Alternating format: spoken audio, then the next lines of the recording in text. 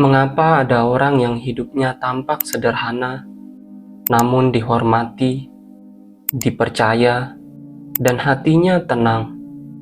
Sementara ada pula yang memiliki segalanya, harta, jabatan, popularitas, tetapi hidupnya penuh kegelisahan, penuh ketakutan kehilangan, dan tidak pernah benar-benar damai.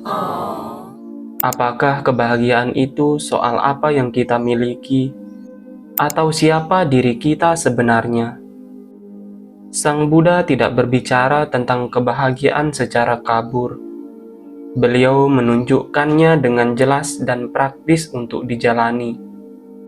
Beliau berkata, karena bercita-cita memperoleh 3 jenis kebahagiaan ini, orang bijaksana akan menjaga perilaku yang luhur. 3 jenis kebahagiaan dan semuanya berakar pada perilaku yang luhur. Apakah 3 jenis kebahagiaan itu? Pertanyaan ini bukan sekedar rasa ingin tahu. Ini adalah pertanyaan tentang arah hidup. Karena tanpa sadar, sepanjang hidup kita sebenarnya sedang mengejar kebahagiaan. Namun, banyak orang tidak pernah berhenti untuk bertanya, kebahagiaan seperti apa yang sedang kita kejar? Apakah kebahagiaan yang hanya bertahan sesaat, atau kebahagiaan yang tidak goyah oleh waktu? Sang Buddha menjawab dengan sangat lugas. Kebahagiaan pertama, nama baik. Karena bercita-cita, semoga nama baik datang kepadaku. Orang bijaksana harus menjaga perilaku yang luhur. Nama baik di dunia modern, kita sering menyebutnya reputasi, kepercayaan, integritas. Nama baik bukan sesuatu yang bisa dibeli, bukan sesuatu yang bisa direkayasa. Ia tumbuh perlahan dari perilaku sehari-hari.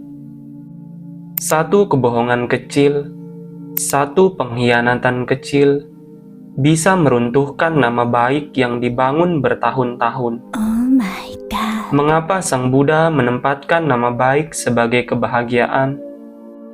Karena orang yang memiliki nama baik dipercaya tanpa perlu bersumpah, dihormati tanpa perlu menuntut, diterima tanpa perlu memaksa.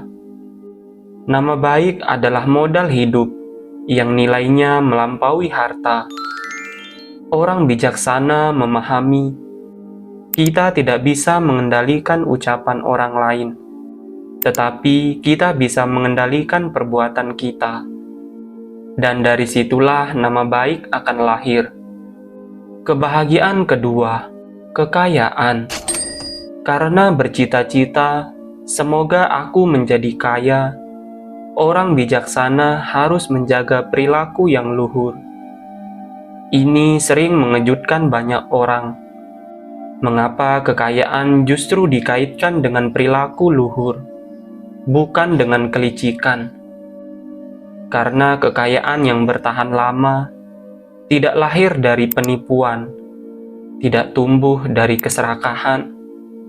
Harta yang diperoleh dengan cara yang salah membawa ketakutan, membawa kecemasan, membawa penderitaan. Sebaliknya, kekayaan yang diperoleh dengan perilaku yang benar membawa rasa aman, membawa kebanggaan, membawa kemampuan untuk berbagi.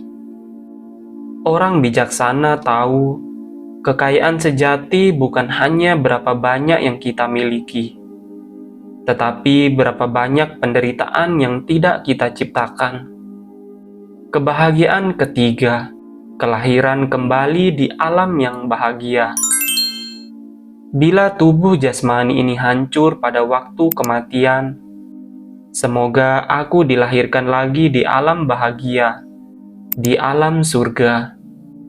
Ini adalah kebahagiaan yang melampaui kehidupan ini. Bagi sebagian orang, ini terdengar jauh. Namun bagi orang bijaksana, ini adalah kelanjutan logis dari hukum sebab akibat. Jika dalam hidup ini kita menanam kebaikan, kita menjaga moralitas, kita tidak menyakiti makhluk lain, maka buahnya tidak berhenti di kematian. Perilaku luhur adalah tabungan batin yang tidak bisa dicuri, tidak bisa dirampas, tidak bisa musnah oleh waktu. Orang bijaksana harus menjaga keluhurannya untuk memperoleh 3 jenis kebahagiaan: nama baik, memperoleh kekayaan, bersukacita di alam surga setelah kehidupan ini. Ini bukan janji kosong, ini adalah hukum karma. Bahaya pertemanan salah. Jika orang yang tidak melakukan kejahatan bergaul dengan orang yang melakukan kejahatan, ia dicurigai melakukan yang jahat, dan nama buruknya menjadi berkembang. Inilah kebenaran pahit. Dunia menilai kita bukan hanya dari siapa diri kita, tetapi dengan siapa kita berteman. Perilaku itu menular, kebiasaan itu menular, cara berpikir itu menular. Manfaat pertemanan benar. Orang macam apa yang dijadikan teman, siapa yang diajak bergaul, dia akan menjadi sama kualitasnya. Jika kita berjalan dengan orang bijaksana, tanpa sadar kita belajar kebijaksanaan. Jika kita bergaul dengan orang yang sembrono, perlahan kita kehilangan kewaspadaan.